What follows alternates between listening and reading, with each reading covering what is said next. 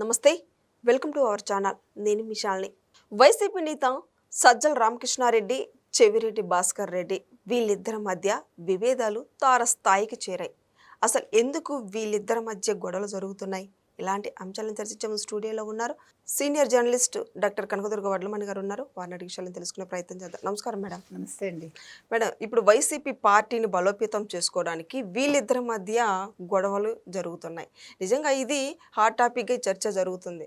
అయితే పార్టీని బలోపేతం చేసుకోవడానికా, లేకపోతే జగన్మోహన్ రెడ్డికి చెప్పేసి వీళ్ళు వేరే సర్వే చేస్తానంటూ చెవిరెడ్డి భాస్కర్ రెడ్డి చెప్పడం, ఇది సజ్జల రామకృష్ణారెడ్డికి నచ్చకపోవడం, ఇదంతా జరుగుతుంది. ఏం జరుగుతుంది మేడం ఆ పార్టీకి సంబంధించి అంటే ఏం చెప్తారు? అంటే అసలే అయోమయంలో ఉంది పార్టీ, ఇంకా మరింత అంధకారంలోకి తోస్తున్నారు. యాక్చువల్గా సజ్జల ఏమి మాట్లాడటల్లా.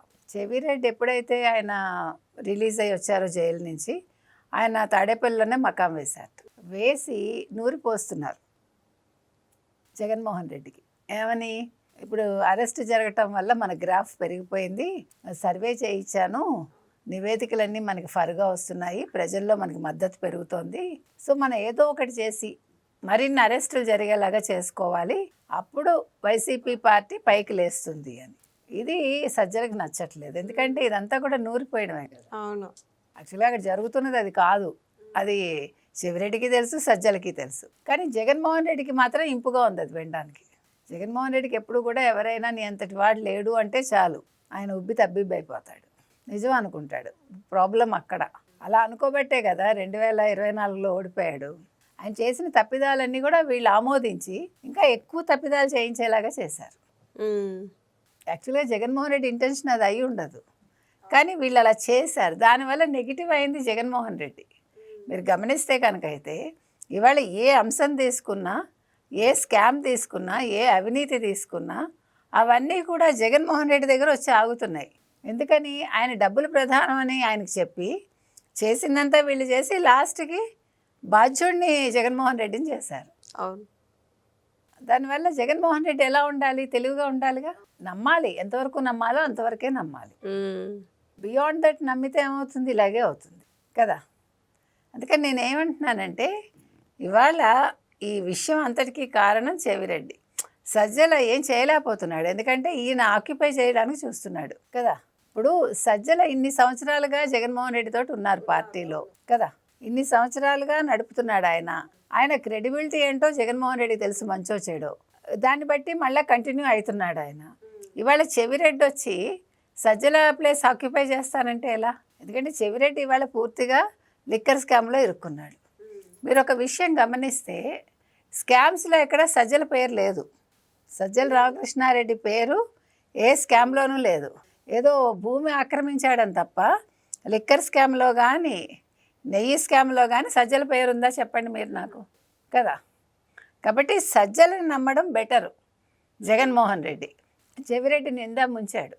ఇప్పుడు బాంబే నుంచి ఆ హవాలా మనీ తీసుకొచ్చి లిక్కర్ స్కామ్లో దాన్ని మళ్ళీ అట్టపెట్టెల్లో గోనెసంచిలో అక్కడ చెక్ పోస్ట్ దగ్గర నుంచి పంపించి అవన్నీ తిరుపతికి వెళ్ళి అక్కడ మీరు ఆ వీడియోలో వీళ్ళకి 5 వాళ్ళకి 2 అని వేలంపాట పాడి చెవిరెడ్డి అక్కడ అదంతా కూడా తిరుపతికి సగం డబ్బు పంపించి దాన్ని ఎన్నికల్లో వాడారు. తర్వాత దానికి తుడా వాహనాలు కూడా వాడుకున్నారు.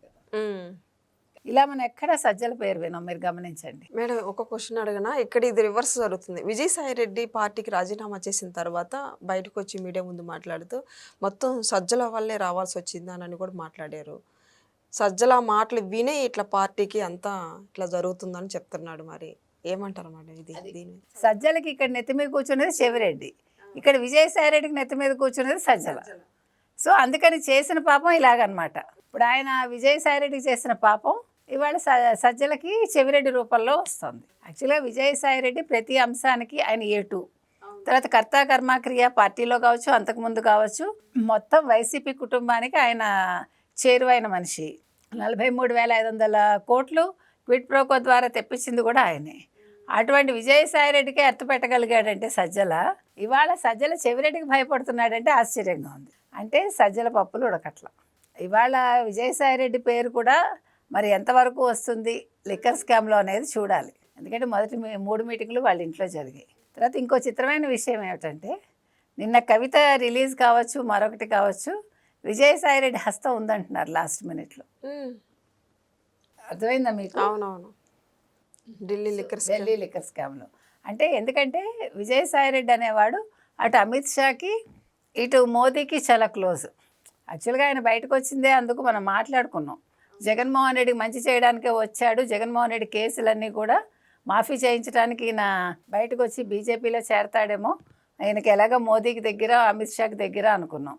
సో కవిత విషయంలో కూడా ఈయన హస్తం ఉందనేది నిన్న ఒక టాక్ వచ్చింది. సో నిజానిజాలు మనకు తెలియదు. ఏది ఏమైనా నువ్వు విజయసాయి రెడ్డికి కుంపట్లా తయారైతే నీకు కుంపటిగా ఇవాళ చెవిరెడ్డి తయారయ్యాడు.